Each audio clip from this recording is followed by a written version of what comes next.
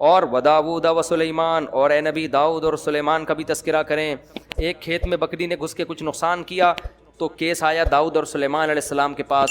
حضرت داؤد نے جو فیصلہ کیا اس کے بجائے آپ کے بیٹے حضرت سلیمان کا فیصلہ زیادہ اچھا تھا. تو قرآن نے ان کی تعریف کی کہ بیٹے نے جو کام کیا وہ باپ کے فیصلے سے بھی اچھا. لیکن قرآن کہتے ہیں ہم نے دونوں کو علم دیا، اور ہم نے داؤد علیہ السلام کے لیے پہاڑوں کو مسخر کر دیا اور پرندوں کو بھی. پرندے اور پہاڑ، داؤد علیہ السلام جب تسبیح پڑھتے تو پرندے بھی اور پہاڑ بھی ان کے ساتھ لا الہ الا اللہ کا ذکر کرتے. یہ معجزہ تھا داؤد علیہ السلام کا. یہ معجزے کیوں ملے یہ میں پہلے درسوں میں بیان کر چکا ہوں. داؤد علیہ السلام کی بہادری تھی نا، جالوت کو قتل کیا تھا انہوں نے، بھول گئے کیا آپ لوگ؟ اچھا آگے قرآن کہہ رہا ہے وَعَلَّمْنَاهُ صَنْعَةَ لَبُوسٍ لَكُمْ، اور ہم نے ان کو زرہیں بنانا سکھایا داؤد علیہ السلام کو جنگوں کے لیے. تلواریں اثر نہ کریں، لوہے کے لباس، لوہے کی ٹوپیاں بناتے تھے داؤد علیہ السلام. لوہا ہاتھ میں پگھلا دیا تاکہ سخت لڑائیوں میں یہ لوہا کام آئے. دیکھو اللہ نے کیسے اسباب کے ساتھ جوڑا ہے نا جہاد کو. اللہ یہ بھی کر سکتا تھا اے داؤد ہماری مدد آپ کے ساتھ ہے، آپ کو کیا جنگی ٹوپی کی اور جنگی ڈریس کی ضرورت ہے، آپ جائیں ایسے ہی جائیں، اللہ کی مدد خود بخود آسمان سے اترے گی. بھائی جو آپ کر سکتے ہیں آپ کو کرنا پڑے گا. جب میدان میں تیر چلتے ہیں، تلواریں چلتی ہیں تو گوشت پہ لگیں گی تو گوشت کٹے گا، تو اس کے لیے ڈیفنس ہے. ہمارے نبی بھی جنگی ٹوپیاں پہن کے میدان جہاد میں جاتے تھے. آج گارڈ رکھنے کو توکل کے خلاف لوگ سمجھتے ہیں اور اسلحہ رکھنے کو توکل کے خلاف سمجھتے ہیں، تو یہ پاگل ہونے کی بہت بڑی دلیل ہے. ہمارے نبی صلی اللہ علیہ وسلم جب فتح مکہ میں داخل ہوئے نا جنگ میں، تو آپ صلی اللہ علیہ وسلم نے عام معافی کا اعلان کیا، لیکن کچھ لوگوں کے بارے میں کہا جہاں پاؤ قتل کر دو. تو ابن خطل تھا غالباً، ایک بڑا بدبخت صحابی نے کہا یا رسول اللہ وہ غلاف کعبہ سے پکڑا ہوا ہے اس نے اور پناہ مانگ رہا ہے. تو آپ اپنی جنگی ٹوپی اتار رہے تھے، اس وقت جنگ ختم ہو گئی تھی نا، اور آپ نے فرمایا کہ وہیں قتل کر دو اس کو. تو یہ بھی ہمارے نبی کی سیرت کا ایک پہلو ہے کہ ہر بدماش کو آپ نے معاف نہیں کیا، عام معافی دی. کچھ ایسے بڑے بدبخت تھے ان کو آپ نے معاف نہیں کیا، سمجھتے ہو؟ تو تبھی کہتے ہیں نا، نہ اتنے میٹھے بنو کہ لوگ کھا کے ختم کر دیں، نہ اتنے کڑوے بنو کہ لوگ تھوکنا شروع کر دیں. اخلاق کی بھی ایک باؤنڈری ہے اور انتقام کی بھی ایک باؤنڈری ہے. اصل تو معاف کرنا ہی ہے، افضل تو یہی ہے، لیکن اس کی بھی ایک لمٹ ہے. خیر ہمارے نبی جنگی ٹوپی پہنا کرتے تھے میدان جہاد میں تاکہ سر پہ تلوار اثر نہ کرے. تو آج کہتے ہیں کہ نہیں جی ہیلمٹ پہن کے بائک نہیں چلاؤ، بڑا فنٹر بنا ہوتا ہے، ویلیاں بھی لگا رہا ہے. ہم بچپن میں کبھی ڈیفینس جاتے تھے، وہ لڑکوں کی ریسنگ ہو رہی ہوتی تھی، تو ایک ویلی لگا رہا تھا، سر کھل گیا اس کا، بہت بڑا فنٹر بنا ہوا تھا کہ 3 دفعہ سر کھلا تھا اس کا. سر کھلنا سمجھتے ہیں؟ نیچے گرا اور سر پھٹ گیا. اس کے ابا نے پھر پابندی لگائی، پھر بھی لگا رہا تھا ویلی. اب تک میرا خیال ہے انا للہ ہو چکا ہوگا. ایک اور ہمارے سامنے اللہ نے بائک کی سیٹ بنائی ہے بیٹھ کے چلانے کے لیے، وہ پائیدان پہ بیٹھ کے چلا رہا ہے. ڈیفینس میں ہم نے دیکھا، وہ نہیں سی وی یو پہ جو آپ کہہ سکتے ہیں غلط تھا تو دیکھنے کیوں گئے. تو بھائی احمقوں کو دیکھنے کا اپنا مزہ ہے، دیکھنا غلط تھوڑی ہے، دیکھ لو بھائی. کریں گے ہم کبھی بھی نہیں یہ فالتو کام، ویلیاں لگا رہے ہیں. اور یہ بھائی اس میں آپ کو وہ نظر آ رہے ہیں جن کے سر نہیں کھلے، بہت سے جن کے کھل چکے ہیں ان کے انٹرویو لے جا کے کہیں گے بھائی کبھی نہیں کرنا چاہیے. تو کیا تھا کہ وہ نا پائیدان پہ بیٹھ کے بائک چلا رہے ہیں، ایسے نہیں جہاں پاؤں رکھتے ہیں، بڑے شو مار رہا ہے. وہیں ہم 4 دوست بیٹھے ہوئے، ہم نے کہا یار یہ کام کرنا ٹھیک نہیں ہے. میں بھی یہ کہہ رہا یار یہ شو بازی ہے، اپنی جان کو خطرے میں نہیں ڈالنا چاہیے. کچھ لڑکے کہہ رہے ہیں نہیں بھائی کچھ بننے کے لیے کچھ کرنا پڑتا ہے. اب میری بحث چل رہی ہے نا، میں کہہ رہا ہوں بس یہ دیکھنے کی حد تک ٹھیک ہے، آؤ انجوائے کرو نکل لو، کرنا نہیں ہے یہ کام کبھی. کچھ میرے ہی دوست تھے وہ کہہ رہے نہیں بھائی یہی تو ہوتا ہے، انسان ترقی ایسے ہی تو کرتا ہے. اللہ کی قدرت، آگے گئے اسپیڈ بریکر آیا اس کو نظر نہیں آیا، دھڑام سے وہ نیچے گرا، ہم بھاگ کے گئے، انا للہ اس کا ہو چکا تھا. لگ ایسا رہا تھا، مجھے یقین نہیں ہے کیونکہ بے ہوش بالکل سانس بھی نہیں آ رہا تھا. ایمبولینس آئی ہے اس میں ڈال کے لے کر گئے، پتہ نہیں اللہ کرے زندہ ہو گیا ہو، لیکن بظاہر لگ نہیں رہا تھا. میں نے کہا دیکھ لو بڑا آدمی بننے کے لیے قبرستان جانا پڑتا ہے. تو اس لیے انسان کے بچے بنو، کوئی وہ کام کرو جو بہادری کے جوہر دکھانے، تو جاؤ میدان جنگ میں جا کے دکھاؤ نا، جہاں کچھ فائدہ تو ہو اس بہادری کا. یہاں ویلی لگا کے بہادری کا کیا فائدہ ہے آپ کو؟ 2-4 لڑکیاں مر جائیں گی آپ کے اوپر، اور وہ بھی جب تک مریں گی جب تک آپ کا سر پھٹے گا نہیں. جس دن آپ کے سر پہ 4-5 ٹانکے آ گئے وہ بھی ریجیکٹ کر دیں گے، بھائی پرے ہٹو. تو اس لیے ایسے کام کرو جو انسان پہ سوٹ کرتے ہیں. خیر بس جلدی سے ختم کروں میں. قرآن کہتا ہے کہ ہم نے سلیمان علیہ السلام کے لیے ہواؤں کو مسخر کر دیا، جنات کو سلیمان علیہ السلام کا تابع بنا دیا، سمندروں میں غوطے لگاتے تھے اور ہیرے جواہرات لے کر آتے تھے۔ اور کیا تھا؟ ایوب اذ نادی ربہ، ایوب کو بھی یاد کرو جب کئی سال بیماری میں مسلسل اتنی خطرناک بیماری میں پڑے رہے ہیں، بالآخر اللہ نے ان کی دعا قبول کی، انہوں نے کہا ربی انی مسنی الضر، اے اللہ مجھے بہت پریشانیاں پہنچ گئی ہیں، وَأَنْتَ أَرْحَمُ الرَّاحِمِينَ، تو سب سے زیادہ رحم کرنے والا ہے، میری مدد کر۔ فَاسْتَجَبْنَا لَهُ، اللہ کہتے ہیں ہم نے آپ کی مدد کی، آپ کی پریشانیوں بیماری کو بھی دور کیا اور آپ کو آپ کا اہل و عیال بھی واپس لوٹا دیا۔ اور پھر اللہ نے حضرت اسماعیل ادریس علیہ السلام کا ذکر کیا اور ذوالکفل علیہ السلام کا، اور دو بس مختصر۔ پھر اللہ نے یونس علیہ السلام کا تذکرہ کیا کہ مچھلی والے کا بھی تذکرہ کرو، جب اندھیروں میں مچھلی نے اپنے پیٹ میں نگلا تو فنادا فی الظلمات، کئی اندھیرے، رات کا اندھیرا، آسمان پہ بادلوں کا اندھیرا، سمندر کی لہروں کا اندھیرا، سمندر کی تہہ کا اندھیرا اور مچھلی کے پیٹ کا اندھیرا، اس میں اللہ کو پکارا، اے اللہ میں تیری پرمیشن کے بغیر قوم کو چھوڑ کر آ گیا، یہ تیرا، تو ہر عیب سے پاک ہے، یہ سزا مجھے میری غلطی کی وجہ سے ملی ہے، سبحانکا، تو عیب سے پاک ہے، انی کنت من الظالمین، میں ہی ظالمین میں سے ہوں۔ کیا مطلب؟ میں اپنی غلطی کا اعتراف کرتا ہوں۔ قرآن کہتا ہے فاستجبنا لہ، ہم نے ان کی پکار کو سنا، ونجیناہ من الغم، اور ہم نے ان کو غم سے نجات دی۔ کہاں گئے وظیفے بھائی؟ یونس علیہ السلام نے کوئی وظیفے کیوں نہیں پڑھنا شروع کر دیے وہاں بیٹھ کے؟ پیغمبروں میں آپ کو وظیفے نہیں ملیں گے، دعائیں ملیں گی، دعائیں۔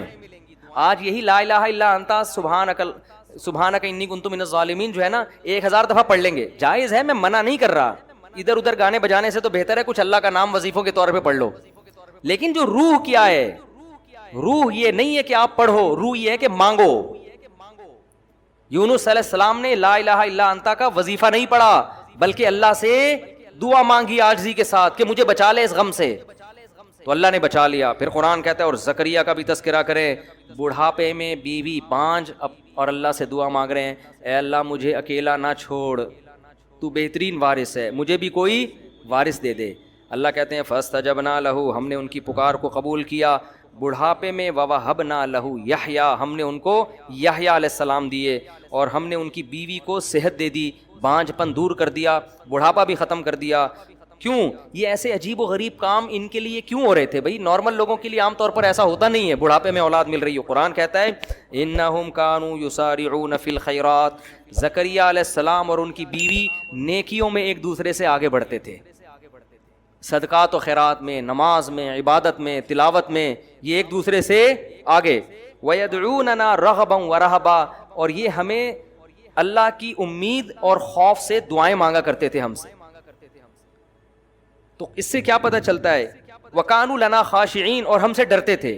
اس سے پتہ چلتا ہے جس گھر میں اللہ کی عبادت ہو، صدقات و خیرات کا معمول ہو، اور جس گھر میں دعائیں مانگنے کا معمول ہو، تو پھر ان کے ساتھ اللہ تعالیٰ ایسے معاملات کرتے ہیں جو دوسروں کے ساتھ نہیں کرتے۔ بڑھاپے میں اولادیں مل رہی ہیں ان کو، اور آج گھروں میں یہ سارا ماحول کیا ہو گیا ہے؟ ختم۔ ہر وقت موبائل گیم چل رہے ہوتے ہیں، ڈرامے چل رہے ہوتے ہیں، گانے چل رہے ہوتے ہیں، فلمیں چل رہی ہوتی ہیں، تو پھر اللہ کی مدد کہاں سے آئے گی بھائی؟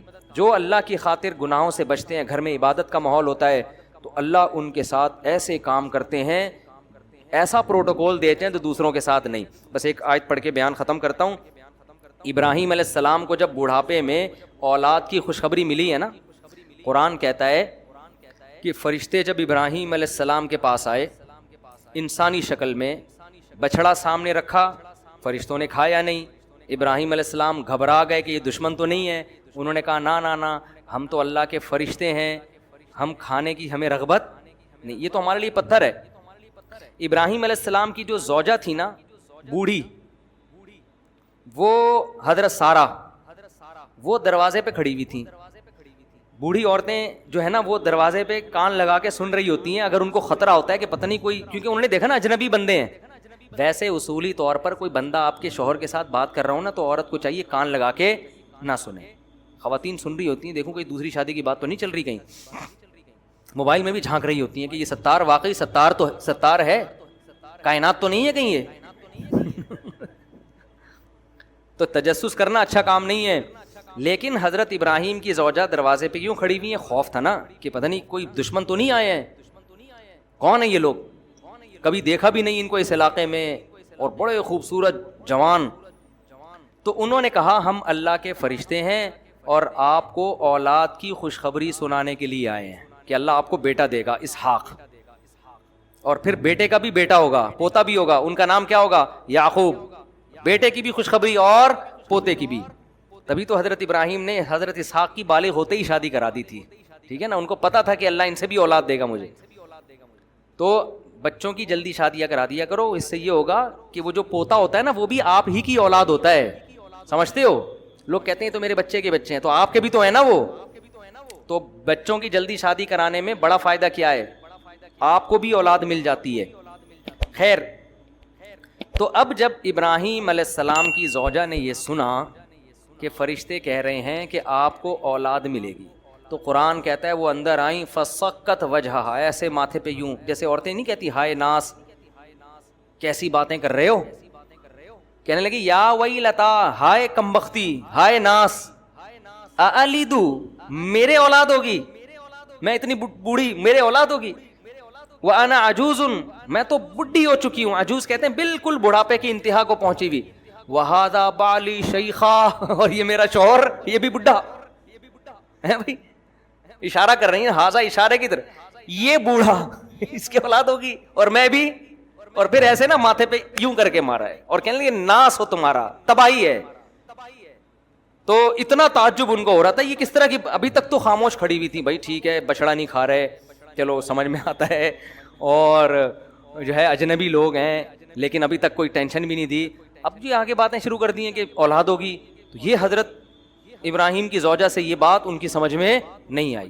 یہ کیسی بات ہے, اب تم نے غلط باتیں, اب میں چپ نہیں رہوں گی بھائی, اب میں خاموش نہیں رہوں. آ کے ایسے ماتھے پہ یوں کر کے مارا ہے اور کہنے لگی یا ویلتا, ہائے بدبختی. ویل کہتے ہیں بربادی, تباہی کو, ہائے بربادی, ہائے تباہی, ہائے ہلاکت. الیدو, میرے اولاد ہوگی. وانا عجوز, میں اتنی بڈھی. وہذا بالی شیخا, اور یہ میرا میاں یہ بھی اتنا بوڑھا. تو اب جو میں پوری بات بتانے کے لیے میں آیت پڑھی نا, تو فرشتوں نے کیا کہا, اتعجبین من امر اللہ, اللہ کے آرڈر پہ تمہیں تعجب ہو رہا ہے. رحمت اللہ وبرکاتہ علیکم اہل البیت, اے گھر والو تم عام لوگوں کی طرح نہیں ہو, تم تو سلیکٹڈ خاندان ہے تمہارا. تم نے شرک کے راستے کو چھوڑا, تمہارے گھروں میں سخاوت ہے. سخاوت تھی نا کہ مہمان آ کے بیٹھے ہیں, ابھی پوچھا نہیں ہے کون ہو کہاں سے آئے ہو, بچڑا پہلے لا کے رکھ دیا. ہم تو کباب چائے نہیں لا کے رکھتے پہلے. بھائی تو بتا, میں تو نالائق آدمی ہوں, میں تو اسی طرح کرتا ہوں. بندہ ہے کون بھی کہاں سے آیا, کیوں آیا, بغیر پوچھے آیا, اتنے سارے ہمارے یہاں تو پریشانیاں ہیں نا. اور بعض دفعہ تو لوگ چائے کا پوچھ اس لیے رہے ہوتے ہیں تاکہ وہ کہے, میں بتاتا ہوں نا, ہمارے ایک دوست گئے اپنے کسی گھر میں, ان سے پوچھا کہ آپ نے کھانا کھا لیا, انہوں نے کہا نہیں کھایا. مجھے خود بتا رہے تھے, کہہ رہے مجھ سے پوچھا کھانا کھا لیا, میں نے کہا نہیں کھایا. کہہ رہے کھایا ہوتا تو چائے پلاتا. آپ چائے سے بھی گئے اور کھانے سے بھی گئے. یہ تو ہماری سخاوت ہے.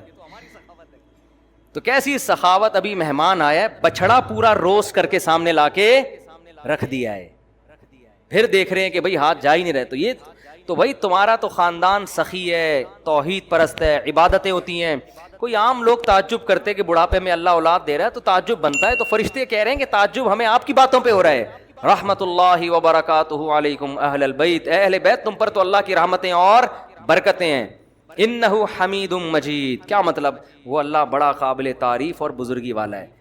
یہ کیسی تعریف ہے اس کی کہ تم اس کے لیے قربانیاں دو اور وہ تمہارے لیے کچھ بھی نہ کرے. وہ تو قابل تعریف ہے, جتنا تم کرو گے وہ کئی گنا اس سے تمہارے لیے زیادہ کرے گا. تو یہ میں پوری تقریر اس لیے کر رہا ہوں, گھروں کے ماحول کو صحیح کرو.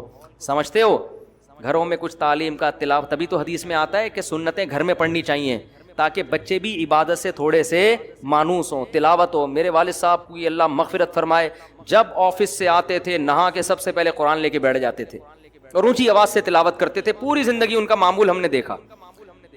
جب ان کا انتقال ہوا ہے تو اس دن تلاوت کی آواز گھر میں نہیں آئی ہمیں, اس کے بعد سے اب تک نہیں آئی. تو وہ ایک احساس ہوا کہ یار, اور بڑی پیاری آواز میں تلاوت کرتے تھے.